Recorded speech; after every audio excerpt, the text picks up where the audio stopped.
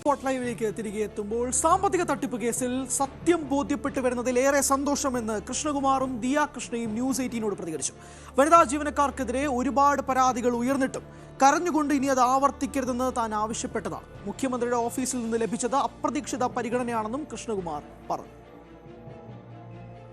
ദിയ കൃഷ്ണകുമാറിന്റെ ബൊട്ടീക്കിലെ 69 ലക്ഷം രൂപയുടെ സാമ്പത്തിക തട്ടിപ്പുമായി ബന്ധപ്പെട്ട കേസിൽ നിർണായകമായൊരു വഴിത്തിരിവിലേക്ക് പോലീസ് എത്തിയിരിക്കുകയാണ്. ഇതിന്റെ ബാങ്ക് സ്റ്റേറ്റ്മെന്റ് പരിശോധിക്കുന്നതിനിടയിൽ ഈ പണം ഈ ജീവനക്കാർ പിൻവലിച്ചതിന്റെയും അവരുടെ അക്കൗണ്ടുകളിലേക്ക് പണം എത്തിയതിന്റെയും പ്രധാനപ്പെട്ട തെളിവുകൾ പോലീസിനെ കണ്ടെത്തിയിട്ടുണ്ട് എന്നാണ് ഇപ്പോൾ മനസ്സിലാക്കാൻ കഴിയുന്നത്. എന്നോടൊപ്പം ദിയ കൃഷ്ണൻ തന്നെ ചേരുന്നു. ശാരീരികമായി ബുദ്ധിമുട്ടുകൾ നേരിടുന്ന ഒരു സാഹചര്യത്തിലാണെന്നറിയാം. പക്ഷേ നമുക്ക് ഇത് വാർത്തകളിൽ കഴിഞ്ഞ കുറച്ച് ദിവസം എന്നറിഞ്ഞു നിൽക്കുകയാണ്. പോലീസിന്റെ ഒരു അന്വേഷണത്തിൽ നിലവിൽ തൃപ്തരാണോ? എന്താണ് പോലീസിന്റെ നടപടിയോട് പ്രതികരിക്കുന്നത്? ഇതുവരെ അഫ്കോഴ്സ് ഞാൻ തൃപ്തരാണ് ഇരിക്കുന്നത്. കാരണം ഇന്ന് രാവിലെ എണീക്കുമ്പോഴാണ് പത്രത്തിൽ വന്നൊരു ന്യൂസിന്റെ കാര്യം അമ്മ ഫോർവേഡ് ചെയ്യുന്നത്. കാര്യം എന്റെ ഷോപ്പിൽ ഇന്നലെ പോലീസ് എല്ലാവരും വന്നിട്ടുണ്ടായിരുന്നു. അവരെന്റെ എല്ലാ സ്റ്റേറ്റ്മെന്റും കാര്യങ്ങളും ഒക്കെ അന്വേഷിച്ചായിരുന്നു. വളരെ നല്ല രീതിയിലായിരുന്നു എല്ലാം അവര് ഡീൽ ചെയ്തിരുന്നത്. എല്ലാം ഞാൻ കൊടുത്തിട്ടുണ്ടായിരുന്നു. അപ്പോഴും ഞാൻ പറയുന്ന ഇത്രേ ഉണ്ടായിരുന്നുള്ളൂ, സത്യം ജയിച്ചേ പറ്റത്തുള്ളൂ, എന്നെ നിങ്ങൾ ഹെൽപ്പ് ചെയ്യണം, ഞാനത് പറഞ്ഞിട്ടുണ്ടായിരുന്നു. അപ്പൊ അവരും പറഞ്ഞു നമ്മളെ കൊണ്ട് പറ്റുന്ന ഹെൽപ്പ് നമ്മൾ ചെയ്യാം, നമ്മൾ ആദ്യം ഒന്ന് പരിശോധിക്കട്ടെ. രണ്ടുപേരുടെയും കിട്ടിയിട്ടുണ്ട്, രണ്ടു കൂട്ടരുടെ ഇനി പരിശോധിക്കണം, നാളെ രാവിലെ ആകുമ്പോഴത്തേക്ക് ഒരു ഉത്തരം തരാമെന്നും പറഞ്ഞിട്ടുണ്ടായിരുന്നു. കുഞ്ഞു കുഞ്ഞു പേയ്മെന്റ്സ് ഇല്ലേ, അതായത് 600 രൂപ 700 രൂപ അങ്ങനെയുള്ള പേയ്മെന്റ്സ് ഒക്കെ ഡെയിലി ഒരു 2-3 കസ്റ്റമേഴ്സിന്റെ കയ്യിൽ നിന്ന് ഇവർ എന്റെ QR കോഡ് തന്നെ കാണിച്ച്, അതായത് ഒറ്റയ്ക്ക് കയറി വരുന്ന കസ്റ്റമേഴ്സ് ഇല്ലേ, അവരിതുവരെ ചെറിയ പേയ്മെന്റ് വരുന്നവർക്ക് കാണിച്ചു കൊടുക്കും. ഞാൻ ഇതിനു മുമ്പ് 2-3 തട്ടിപ്പുകൾ വന്നപ്പോൾ ഞാൻ പറഞ്ഞാ ഈ ആദ്യം ഞാൻ ഇവരെ നിലനിർത്താൻ പറഞ്ഞു, രണ്ടാമത് ഞാൻ പറഞ്ഞു 3-നെയും പറഞ്ഞു വിട്, ഞാൻ വേറെ ആൾക്കാരെ തരാം. എന്നിട്ട് ആ വീഡിയോയിൽ തന്നെ ഈ കഴിഞ്ഞ ദിവസം വീഡിയോ കാണുന്നുണ്ട്, ഇവളുടെ ഒരു ഫംഗ്ഷൻ ഇവൾ വരുമ്പോൾ അച്ഛാ എന്റെ പിള്ളേരാണെന്ന് പറഞ്ഞ് ഇവരെ പരിചയപ്പെടുത്തുന്നു, ഇവർ കൂടെ വരുന്നു, എന്റെ അടുത്തും സംസാരിക്കുന്നു. അപ്പോൾ ഇത് ഇവളുടെ മാത്രമല്ലേ, തെറ്റ് എന്റെയും കൂടിയാണ്. എന്റെ രീതി നിങ്ങൾ ശ്രദ്ധിച്ചാൽ മതി. അത് പൊതുജീവിതത്തിൽ എവിടെയാണെങ്കിലും ആളോ ഇതൊന്നും നോക്കാതെ ശത്രുവിനാണെന്ന് പോലും ഞാൻ തോളി കൈയിട്ട് പോകും. അത് എന്റെയും പണ്ട് തൊട്ടേ വിശ്വാസം എന്നൊരു സ്ഥലത്തിൽ ജീവിച്ചു. കാരണം ഏത് രാഷ്ട്രീയ പ്രത്യയശാസ്ത്രത്തിൽ വിശ്വസിക്കുന്നവരാണെങ്കിൽ പോലും അത് അവർ ഭരണത്തിലിരിക്കുകയാണ്. ഇത് ആഭ്യന്തരമന്ത്രി കൂടിയാണ്. എൻ്റെ അടുത്ത് അവിടെ ചെല്ലുന്നു, ഇരിക്കാൻ പറഞ്ഞ് ഞാൻ കാര്യങ്ങൾ വിശദീകരിക്കുമ്പോൾ ഓൾറെഡി അദ്ദേഹത്തിനെ എല്ലാം ബ്രീഫ് ചെയ്ത് കൊടുത്തിരിക്കുന്നു. കൃഷ്ണകുമാറിനെയൊക്കെ ഞങ്ങൾക്ക് വലിയ ഇഷ്ടമാണ്, വിശ്വാസമാണ്, കൂടുതലൊന്നും പറയണ്ട, കൃത്യമായ അന്വേഷണം നടന്നിരിക്കും. അപ്പം ഞാനും പറയുന്നത് എനിക്ക് എന്റെ ഭാഗം അന്വേഷണം ഒന്നുമല്ല, സുതാര്യമായിട്ടൊരു അന്വേഷണം നടത്തുക. ആരാണോ തെറ്റുകാര് അവർക്ക് ശിക്ഷ വാങ്ങിച്ചു കൊടുക്കുക. അല്ലെങ്കിൽ ഞങ്ങൾക്ക് അനുകൂലമാണെന്നൊന്നും പറയുന്നില്ല. പക്ഷെ അത് ചില സമയങ്ങളിൽ ദൈവത്തിന്റെ അദൃശ്യ കരങ്ങൾ വർക്ക് ചെയ്യും. അദ്ദേഹത്തിന് മനസ്സിലാവുന്നു. കാരണം വെച്ച് കഴിഞ്ഞാൽ ഞാൻ പലപ്പോഴും പറഞ്ഞതാ, എന്റെയോ എന്റെ കുടുംബത്തിലെ ഏതെങ്കിലും അംഗങ്ങൾക്കെതിരെ ഇലക്ഷൻ സംബന്ധമല്ലാതെ ഒരു കേസ് ഒരു സ്റ്റേഷനിലും ഇല്ല. കാരണം ഞങ്ങൾ അങ്ങനെ ഒരു ക്രൈം ചെയ്യുന്നവരോ തെറ്റ് കാണിക്കുന്നവരല്ല. അതൊക്കെയാണ് ഈ സമയത്ത് വർക്ക് ചെയ്യുന്നത്. അപ്പൊ എന്തു പറ്റി? അദ്ദേഹം പറഞ്ഞു മോളുടെ നമ്പർ വിളിക്കാൻ പറഞ്ഞു. ഞാൻ മോളടുത്ത് സംസാരിച്ചു, ഞങ്ങളടുത്തും പറഞ്ഞു ഒരു കാരണവശാലും പിടിക്കേണ്ട, മോള് ഒരു തരത്തിലും ഭയപ്പെടേണ്ട, കൃത്യമായ അന്വേഷണം നടക്കും, അറസ്റ്റും തൽക്കാലം ഒന്നും നടക്കാൻ പോകുന്നില്ല. ഇങ്ങനെ ഒരു സാഹചര്യത്തിൽ ഞാൻ ഉൾപ്പെടെയുള്ള മാധ്യമപ്രവർത്തകർ ഇങ്ങനെ തുടർച്ചയായി ചോദിക്കുമ്പം അത് സ്വാഭാവികമായി ബുദ്ധിമുട്ടുകൾ ഉണ്ടാക്കുന്നുണ്ടായിരിക്കും. പക്ഷേ ഞങ്ങളുടെ ഒരു സാഹചര്യം അറിയാമല്ലോ. അതുകൊണ്ട് ഞാൻ അവസാനമായിട്ട് ഒരു കാര്യം കൂടി ചോദിക്കുകയാണ്. നിലവിൽ ഇതിന് ശേഷം ഈ ഹെൽത്ത് കണ്ടീഷൻ എങ്ങനെയാണ്? ഈ ഒരു ഇഷ്യൂ ഉണ്ടായി, അത് കഴിഞ്ഞിട്ട് നിങ്ങൾ പിന്നെ ഡോക്ടറെ കണ്ടു, കഴിഞ്ഞ ദിവസം ഒരുപാട് ബുദ്ധിമുട്ടുകളൊക്കെ നേരിട്ടു എന്നാണ്. എന്താണ് നിലവിൽ എങ്ങനെയുണ്ട്? ഇപ്പൊ currently I am totally fine. Because ഇപ്പൊ സത്യം പുറത്തു വന്നു തുടങ്ങി. അപ്പൊ അതിന്റേതായ ഒരു സാറ്റിസ്ഫാക്ഷൻ, സന്തോഷവും എന്റെ ബോഡിയിൽ വർക്ക് ആവുമല്ലോ. അപ്പോ അന്നിപ്പോ ആ ഒരു ദിവസം ഓഫ്കോഴ്സ് പെട്ടെന്ന് വന്നു കയറിയപ്പോഴും ഇങ്ങനത്തെ ഒരു വാർത്ത കേൾക്കുന്നതും ന്യൂസ് വന്നു കയറുന്നു. അപ്പൊ എനിക്ക് പൊതുവേ ഞാൻ വലിയൊരു പ്രഷറൊന്നും എടുക്കുന്ന ഒരാളല്ല. പക്ഷെ ഇപ്പത്തെ എന്റെ ഹോർമോൺസ് അങ്ങനെ വർക്ക് ആയതായിരിക്കണം. അപ്പൊ അന്ന് കുറച്ച് തളർച്ചയും ഹോസ്പിറ്റൽ ഇഷ്യൂസ് ഒക്കെ ഉണ്ടായിരുന്നു. പക്ഷെ ഇപ്പോ right now I am totally fit, totally healthy and happy. Maybe my baby is also happy. കാരണം എല്ലാം പുറത്ത് ഇപ്പൊ കേൾക്കാൻ പറ്റുന്ന രീതിയിൽ ഫുള്ളി ഗ്രോൺ ആണ് ബേബി ഓൾസോ. സോ സ്ഥാപനമായിട്ട് മുമ്പോട്ട് കൂടുതൽ സജീവമായിട്ട് മുമ്പോട്ട് പോകുന്നതന്നെയാണ്. അഫ്കോഴ്സ്. കാരണം ഞാനൊരു തെറ്റും ചെയ്തിട്ടില്ല. എന്റെ സ്ഥാപനത്തിനകത്ത് ഞാൻ വിചാരിച്ചുകൊണ്ടൊരു തെറ്റ് നടന്നിട്ടില്ല, ഞാൻ അറിയാതെ നടന്നിരിക്കുന്ന തെറ്റാണ്. പിന്നെ അത് മാത്രമല്ല, സൂൺ നമ്മൾ 2 മാസത്തിനകത്തൊരു വലിയ സ്റ്റോർ ചെയ്യാൻ എനിക്കൊരു പ്ലാൻ ഉണ്ട്. അതെല്ലാം നല്ലതുപോലെ നടക്കട്ടെ എന്ന് വിശ്വസിക്കുന്നു. എല്ലാ ആശംസകളും. ഓക്കെ. ക്യാമറമാൻ സി വിനോദിനൊപ്പം ഡാൻ കുര്യൻ, ന്യൂസ് 18. സംഭവത്തിൽ പോലീസ് അന്വേഷണം തുടരുകയാണ്. ബാങ്ക് ഇടപാടുകളുടെ വിശദാംശങ്ങൾ പോലീസ് ശേഖരിച്ചു. ഡാൻ തന്നെയാണ് നമ്മളൊപ്പം ചേരുന്നത്.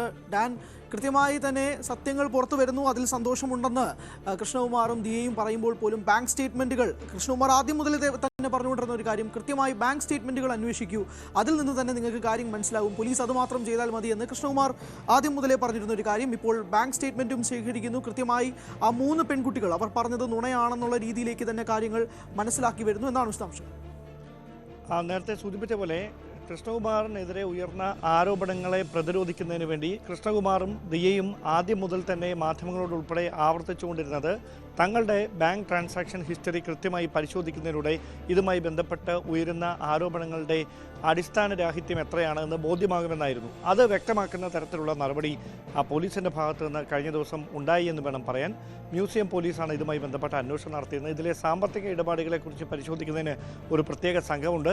അവരാണ് 2 ബാങ്കുകളിൽ നിന്ന്, അതായത് ഈ ദിയ കൃഷ്ണയുടെ ബുട്ടീക്കിൽ നിന്ന്, കവടിയാറിലെ ബുട്ടീക്കിൽ നിന്ന് ബാങ്ക് ഇടപാടുകളുടെ വിശദാംശങ്ങൾ ശേഖരിച്ചതിന് ശേഷമാണ് ഈ സ്ഥാപനത്തിൻ്റെ അക്കൗണ്ട് രജിസ്റ്റർ ചെയ്തിരിക്കുന്ന സൗത്ത് ഇന്ത്യൻ ബാങ്കിൻ്റെ പേരൂർക്കടയിലെ ബ്രാഞ്ചിൽ നിന്ന് 2024 ജൂലൈ മാസം മുതലുള്ള സാമ്പത്തിക ഇടപാടുകളുടെ രേഖകൾ, സ്റ്റേറ്റ്മെൻറ്റ് പോലീസ് ഇന്നലെ കൈപ്പറ്റിയത്. അതിന് പിന്നാലെ അവർ വലിയ തുറയിലുള്ള സ്റ്റേറ്റ് ബാങ്ക് ഓഫ് ഇന്ത്യയുടെ ബ്രാഞ്ചിലും സമാനമായ തരത്തിൽ ഈ ആരോപണ വിധേയരായ 3 ജീവനക്കാരികളുടെ ബാങ്ക് അക്കൗണ്ടുകൾ ഈ ബാങ്കിലാണ് ഉണ്ടായിരുന്നത്. അവിടെ നിന്ന് അവരുടെ അക്കൗണ്ട് സ്റ്റേറ്റ്മെൻറ്റും ശേഖരിച്ചു. പിന്നീടാണ് ഇതിലെ കണക്കുകൾ ഇടകേറിയവർ പരിശോധിച്ചത്. ആ പരിശോധനയിൽ ഇതിനോടകം ഏറെക്കുറെ കൃഷ്ണകുമാർ മുമ്പോട്ട് വെച്ച വാദം അത് ശരിവെക്കുന്ന തരത്തിലുള്ളൊരു കണ്ടെത്തലുകൾ ഉണ്ടായിരിക്കുന്നു എന്ന് വേണം പറയാൻ. അതായത് ഈ തുക അവിടുന്ന് ഇവർ പിൻവലിക്കുന്നതിൻ്റെ, അല്ലെങ്കിൽ ഇവരുടെ അക്കൗണ്ടുകളിലേക്ക് പണം എത്തിയതിൻ്റെ, അവിടെ നിന്ന് പിന്നീടത് പിൻവലിക്കുന്നതിൻ്റെയൊക്കെ വ്യക്തമായ സാമ്പത്തിക ഇടപാടുകളുടെ രേഖകൾ, ഡോക്യുമെൻറ്റ്സ് പോലീസ് കണ്ടെത്തിയിട്ടുണ്ട്. ഇനി ഒരു കാര്യത്തിൽ മാത്രമാണ് വ്യക്തത വരുത്താനുള്ളത്. അവർ പറഞ്ഞിരുന്നത് നികുതി വെട്ടിക്കുക എന്നൊരു ലക്ഷ്യത്തോടെയായിരുന്നു ദിയയും അതോടൊപ്പം കൃഷ്ണകുമാറും ചേർന്ന് ഇവരുടെ അക്കൗണ്ടിലേക്ക് ഈ പണം കൈമാറാൻ പറഞ്ഞിരുന്നത് എന്നാണ്. അങ്ങനെയാണെങ്കിൽ ആ കൈമാറിയതിനു ശേഷം എപ്പോഴെങ്കിലും തിരികെ ദിയയുടെ തന്നെ അക്കൗണ്ടിലേക്ക് ഈ പണം അവർ കൈമാറിയിട്ടുണ്ടോ? ഇതിനു ശേഷം ഈ ഇടപാടുകൾ കഴിഞ്ഞതിന് ശേഷം നേരിട്ടോ അല്ലാതെയോ ഈ പണം എപ്പോഴെങ്കിലും കൈമാറിയിട്ടുണ്ടോ എന്ന വാദമുയർന്നു. അപ്പോൾ ഈ പരാതിക്കാർ പറഞ്ഞത് CCTV ക്യാമറകളൊന്നും ഇല്ലാത്ത സ്ഥലത്ത് വെച്ച് ഈ പണം ഇങ്ങനെ തിരികെ വാങ്ങിയിട്ടുണ്ട് എന്നാണ്. അപ്പോഴാണ് ഈ കുടുംബം തന്നെ വീണ്ടും ഒരു വാദം, ഈ ദിയയും കൃഷ്ണകുമാറും മുമ്പോട്ടൊരു വാദം വീണ്ടും വെക്കുന്നു. അവർ പറഞ്ഞത് അങ്ങനെ പണം പിൻവലിച്ച തങ്ങൾക്ക് കൈമാറിയിട്ടുണ്ടെങ്കിൽ പിൻവലിച്ചതിൻ്റെ ഡോക്യുമെൻറ്റ്സ് കാണുമല്ലോ, അതവർ ഹാജരാക്കട്ടെ എന്ന്. അതാണ് യഥാർത്ഥത്തിൽ ഈ ആരോപണം ഉന്നയിച്ച 3 വനിതാ ജീവനക്കാരെയും വെട്ടിലാക്കിയത്. പോലീസിൻ്റെ വിശദമായ അന്വേഷണത്തിൽ അങ്ങനെ പിൻവലിക്കപ്പെട്ട പണം ഇവരുടെ ഈ ദിയയുടെ അക്കൗണ്ടിലേക്ക് തിരികെ എത്തിയിട്ടില്ല, സ്ഥാപനത്തിൻ്റെ അക്കൗണ്ടിലേക്ക് എത്തിയിട്ടില്ല എന്ന് വ്യക്തമാക്കുന്ന വിവരങ്ങൾ പോലീസ് ശേഖരിച്ച് കഴിഞ്ഞിരിക്കുന്നു എന്ന് വേണം മനസ്സിലാക്കാൻ. അങ്ങനെയാണെങ്കിൽ വൈകാതെ തന്നെ ഇവരെ വിശദമായ ചോദ്യം ചെയ്യലിന് വിധേയരാക്കേണ്ടി വരും. ഒരാളുടെ മൊഴി മാത്രമാണ് നേരത്തെ രേഖപ്പെടുത്തിയത്. 3 വനിതാ ജീവനക്കാർക്കെതിരെയായിരുന്നു പരാതി. മറ്റ് 2 പേർ എവിടെയാണ് എന്ന് പോലീസിന് വ്യക്തമായൊരു ധാരണയില്ല. ഇന്നലെ ഇവരെ അന്വേഷിച്ച പോലീസ് സംഘം ഇവരുടെ വീടുകളിൽ എത്തിയിരുന്നു. പക്ഷേ കാണാനോ മൊഴിയെടുക്കാനോ ഒന്നും ഇതുവരെ കഴിഞ്ഞിട്ടില്ല എന്നാണ് അന്വേഷണ സംഘത്തിൻ്റെ ഭാഗത്തുനിന്ന് ലഭിക്കുന്ന സൂചനകൾ. വൈകാതെ അവരുടെ വിശദമായ മൊഴി കൂടി രേഖപ്പെടുത്തിയതിന് ശേഷം ഈ രേഖകൾ വെച്ചുകൊണ്ട് അവരെ വിശദമായി ചോദ്യം ചെയ്യും. ആ ചോദ്യം ചെയ്യലിലൂടെ ഇപ്പോൾ ഉയർന്നിരിക്കുന്ന ആരോപണങ്ങളുടെ നിജസ്ഥിതി വെളിച്ചത്ത് വരും, വ്യക്തത കൈവരും എന്നൊരു നിഗമനത്തിലാണ് മ്യൂസിയം പോലീസ്. ഡാൻ, അതോടൊപ്പം തന്നെ തുടക്കം മുതൽ തന്നെ കൃഷ്ണകുമാർ പറഞ്ഞിരുന്നൊരു കാര്യം, ഞങ്ങൾ ഇതാദ്യം മുതലേ അവരോട് ചോദിക്കുന്നുണ്ട്, പക്ഷേ ഇവർ ആദ്യം നമ്മളോട് കുറ്റസമ്മതം നടത്തിയതാണ്. ആ വീഡിയോ ഞങ്ങളുടെ പക്കൽ ഉണ്ടായിട്ട് പോലും ഞങ്ങളത് പുറത്തുവിട്ടിട്ടില്ല. പക്ഷേ പിന്നീട് ഇവർ തന്നെ മാധ്യമങ്ങളോട് മുന്നിൽ വന്നിട്ട് ഞങ്ങൾ തട്ടിക്കൊണ്ടുപോയി തുടങ്ങിയ ആരോപണങ്ങളൊക്കെ ഉന്നയിച്ചതിന് ശേഷം ഞങ്ങൾക്ക് ഞങ്ങളുടെ ഭാഗം പ്രൂവ് ചെയ്യണം, അതുകൊണ്ടാണ് ഞങ്ങൾ തന്നെ ആ വീഡിയോ പുറത്തുവിട്ടത് എന്നുള്ളത് പറയുകയും ചെയ്തിരുന്നു. സ്വാഭാവികമായും ഈ കേസുമായിട്ട് മുന്നോട്ട് കൊണ്ടുപോകാൻ താല്പര്യമില്ല എന്ന് കൃഷ്ണകുമാർ ആദ്യമേ പറഞ്ഞിരുന്നതാണ്. പക്ഷേ അവർ തന്നെ വരുത്തി വെച്ചതാണെന്നും കൂടി അവർ പറയുന്നുണ്ട്. കേസുമായിട്ട് ഇനി എങ്ങനെയായിരിക്കാം കൃഷ്ണകുമാർ മുന്നോട്ട് കൊണ്ടുപോവുക എന്നുള്ള എന്തെങ്കിലും വിശദാംശങ്ങളുണ്ട്?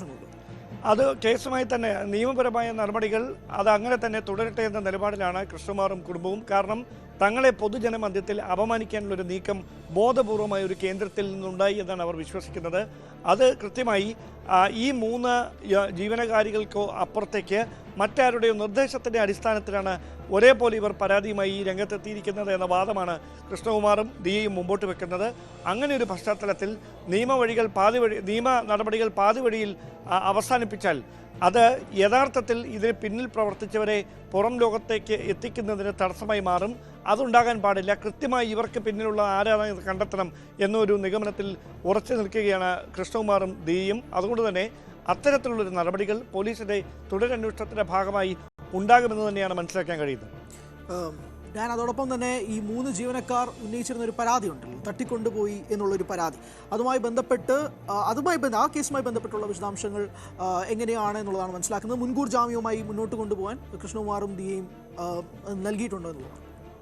ഗുരുതരമായ വകുപ്പുകൾ ചുമത്തിയായിരുന്നു കൃഷ്ണകുമാറിനെതിരെ മ്യൂസിയം പോലീസ് ഇതുമായി ബന്ധപ്പെട്ട കൗണ്ടർ കേസ് രജിസ്റ്റർ ചെയ്തത്. പക്ഷേ തട്ടിക്കൊണ്ടുപോയി എന്നത് ഉൾപ്പെടെയുള്ള കാര്യങ്ങൾ ആണ് ഈ FIR-ൽ പരാമർശിച്ചിരുന്നത്. പക്ഷേ അത് ആ വാദങ്ങളുടെ മുനയൊടിക്കുന്ന ചില CCTV ദൃശ്യങ്ങളടക്കം പുറത്തു വന്നിട്ടുണ്ട്. അവിടെ ഇവരുടെ തന്നെ അറിവോടെയാണ് ഈ കൃഷ്ണകുമാറിനൊപ്പം ഇവർ നടന്ന് പോയത്, മറ്റൊരു വാഹനത്തിലേക്ക് കയറിയത്. ഈ കാര്യങ്ങൾ ചോദിച്ചറിയുന്നതിന് വേണ്ടി മറ്റൊരു സ്ഥലത്തേക്ക് ഇവരെ എത്തിച്ചതാണ് എന്നായിരുന്നു കൃഷ്ണകുമാർ തന്നെ കഴിഞ്ഞ ദിവസം മാധ്യമങ്ങളുടെ ചോദ്യത്തോട് ഇതുമായി ബന്ധപ്പെട്ട് നടത്തിയ പ്രതികരണം. എന്തായാലും ഈ ഒരു ദൃശ്യങ്ങൾ കൂടി പുറത്തു വരുമ്പോൾ അത് ഈ ആരോപണം ഉന്നയിച്ച 3 വനിതാ ജീവനക്കാരെ കൂടുതൽ പ്രതിരോധത്തിലാക്കുന്ന തരത്തിലേക്ക് കാര്യങ്ങൾ മാറുന്നു. അങ്ങനെയാണെങ്കിൽ ഇത്ര ഗുരുതരമായ വകുപ്പുകൾ ചുമത്തി കൃഷ്ണകുമാറിനെതിരെ FIR രജിസ്റ്റർ ചെയ്യാനിടയായ സാഹചര്യം എന്താണ്? ആ കാര്യങ്ങളിലൊക്കെയാണ് ഇനി വ്യക്തത കൈവരാനുള്ളത്. വ്യക്തമാണ്. എന്തായാലും അങ്ങനെ ഒരു FIR ഇടേണ്ട സാഹചര്യം എന്തായിരുന്നു എന്നുള്ളത് ഉൾപ്പെടെയുള്ള സാഹചര്യങ്ങൾ വിലയിരുത്തും. അതോടൊപ്പം തന്നെ ശനിയാഴ്ചയാണ് കൃഷ്ണകുമാറിനും കുടുംബത്തിനുമെതിരെ ജീവനക്കാരികൾ പരാതിയുമായി രംഗത്തെത്തിയത്. പക്ഷേ നിലവിൽ അന്വേഷണം പുരോഗമിക്കുമ്പോൾ ബാങ്ക് സ്റ്റേറ്റ്മെന്റിൽ നിന്ന് വ്യക്തമാകുന്നത് 2024 ജൂൺ മുതൽ ഇതുമായുള്ള പൊരുത്തക്കേടുകൾ, പണവുമായി ട്രാൻസാക്ഷനുമായി ബന്ധപ്പെട്ടുള്ള കാര്യങ്ങളെല്ലാം തന്നെ വ്യക്തമായി പോലീസ് അന്വേഷിക്കുന്നുണ്ട്. അതിൽ 3 ജീവനക്കാരുണ്ട്. അതിൽ ഒരാളെ മാത്രമാണ് പോലീസ് ചോദ്യം ചെയ്തിരുന്നത്. 2 പേരെ കണ്ടെത്താനുണ്ട് എന്നുള്ളതും കൂടി മനസ്സിലാക്കുന്നു. എന്തായാലും സത്യം പുറത്തു വരുന്നതിൽ സന്തോഷം എന്നുള്ളതാണ് ഡാനിനോട് തന്നെ കൃഷ്ണകുമാറും ദിയയും പ്രതികരിക്കുകയും ചെയ്തിരുന്നത്. എന്തായാലും സ്ഥാപനവുമായി മുന്നോട്ട് പോകും, ഞാൻ തെറ്റ് ചെയ്തിട്ടില്ല, അതുകൊണ്ട് തന്നെ ഒരു വലിയ ഷോപ്പ് ഇനിയും തുടങ്ങാൻ പദ്ധതിയുണ്ട് എന്നുള്ളത് ദിയ പറയുകയും ചെയ്തിരുന്നു. എന്തായാലും കേസും അന്വേഷണവും ഒക്കെയായി മുന്നോട്ട് പോകുമ്പോഴേക്കും എന്തായാലും കൃഷ്ണകുമാറും ദിയയും മുൻകൂർ ജാമ്യത്തിന് അപേക്ഷ നൽകിയിട്ടുണ്ട്. പക്ഷേ ആ FIR അതുണ്ടായ സാഹചര്യം എന്താണ് എന്നുള്ളത് വ്യക്തമാക്കേണ്ടതുണ്ട്. പക്ഷേ CCTV-യിൽ നിന്ന് വ്യക്തമാണ്, തട്ടിക്കൊണ്ടുപോയതല്ല, കൃത്യമായ അറിവോടുകൂടി തന്നെയാണ് ഇവരെ കൊണ്ടുപോയതെന്നും മനസ്സിലാക്കുന്നുണ്ട്. എന്തായാലും സാമ്പത്തിക തട്ടിപ്പ് കേസിൽ ഒരു വലിയ വഴിത്തിരിവ് തന്നെയാണ് സംഭവിക്കുന്നത് എന്നുള്ളത് വ്യക്തമാകുന്നു. ഡാൻ കുര്യനാണ് വിശദാംശങ്ങൾ നൽകിയത്.